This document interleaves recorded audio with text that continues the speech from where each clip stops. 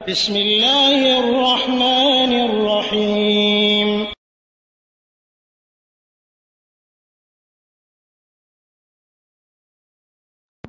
ওয়ালাইকুম আসসালাম রহমতুল্লাহি বারাকাতু। আরশাদ ভাই, আপনি জানতে চেয়েছিলেন দুইটি বিষয়, যে রমজানের শেষ জুমাকে জুমাতুল বিদা বলা হয় কেন, শরীয়তে এর কোনো দৃষ্টান্ত বা এর কোনো ভিত্তি আছে কিনা।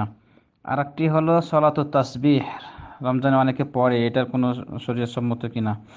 প্রথম প্রশ্নের উত্তর হলো, জুমাতুল বিদা বলা যাবে মর্মে কোনো হাদিস আমি পাইনি বা আমি শুনিও নি।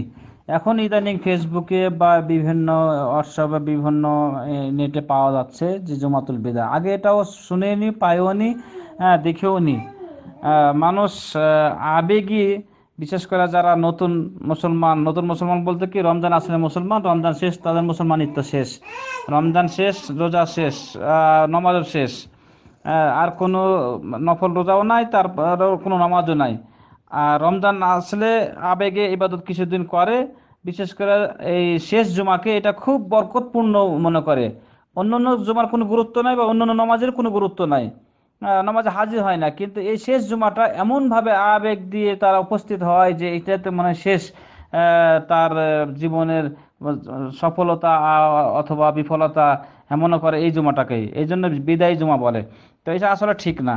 মানে রমজানের শেষ জুমা হলেই যে তাকে বিদায় বলতে হবে, জুমা তো বিদায় বলতে হবে এমনটি কথা নয়।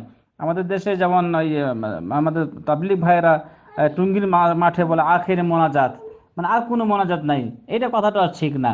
এই অনুরূপ জুমাতুল বিদা মানে শেষ, শেষ বিদা মানে শেষ, আর কোনো জুমা নাই। তাহলে কি ভবিষ্যতে আর কোনো জুমা আসবে না, আর কোনো রমজান আসবে না?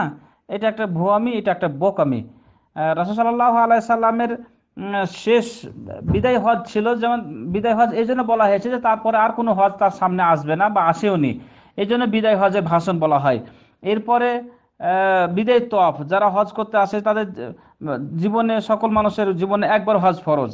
তো হজ সম্পূর্ণ করার পর যখন দেশে ফিরে যাবে তখন তাদেরকে তওয়াফ করতে হয়, শুধুমাত্র কাবা শরীফ 7 বার তওয়াফ করতে হয়, এই বিদায় তওয়াফ বলা হয়। এরপরে আর কোনো কাজ নাই, বিদায় তওয়াফ করে চলে যাবে, মানে শেষ তওয়াফ। তার মানে তার জীবনে একবার হজ ফরজ, আর ভবিষ্যতে হজ করতে আসলে মানে ফরজ না, সেটা নফল হিসেবে গণ্য হবে বা অন্য হবে, কিন্তু তার জীবনে একবার হজ ফরজ, তাই বিদায় তওয়াফ বলা হয়, বিদায় তওয়াফ করে চলে গেল।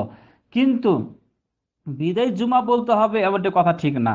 বিদায় জুমা এটা মানুষের একটা বানানো কথা, এ ধরনের কোনো ফজিলত নাই বা বিশেষ কোনো ফজিলত নাই যে রমজানের শেষ জুমাতে বেশি ফজিলত। হ্যাঁ, রমজান শেষ হয়ে যাচ্ছে, আপনি বেশি ইবাদত করেন, আল্লাহ তাআলার কাছে জিকির আজকার করেন, কান্দাকাটা করেন, হ্যাঁ, আল্লাহ তাআলা অবশ্যই ইনশাআল্লাহ ক্ষমা করবে। তো রমজানের শুরু থেকে নিয়ে শেষ পর্যন্ত সকল দিনগুলোই সমান। বিশেষ করে পার্থক্য আছে লাইলাতুল কদরে। লাইলাতুল শেষ দশকের বিশেষ ফজিলত আছে।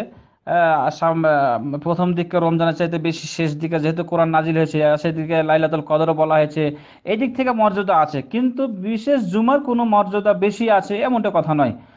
তো আল্লাহ তাআলা আমাদেরকে সঠিক বোঝা তৌফিক দান করুক। আর সালাতুল তাসবিহ ব্যাপারে যেটা বললেন, এটা ব্যাপারেও এর আগে আমরা বলেছি যে সালাতুল তাসবিহ যে হাদিসটি, সেটা জাল হাদিস, কেউ বলছেন জয়ীফ হাদিস, ইমাম আলবানী হাদিস হাসান বলেছেন। তো যাই হোক, সব মিলিয়ে হাদিসটি এই অধিকাংশ আলিম ওলামাগণ জয়ীব এবং জাল বলেছেন, এই জন্য এটা আমলযোগ্য নয়, এটা আমল গ্রহণযোগ্য নয়, আমল করা যাবে না। আল্লাহ আলম, জাযাকাল্লাহ খাইর, বারাকাল্লাহ ফিক।